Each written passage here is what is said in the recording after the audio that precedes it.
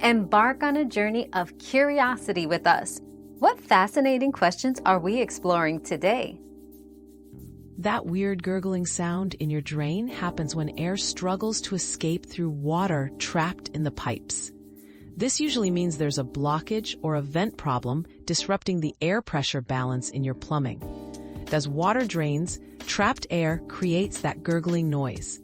Clearing blockages or fixing venting usually stops the sound and keeps things flowing smoothly.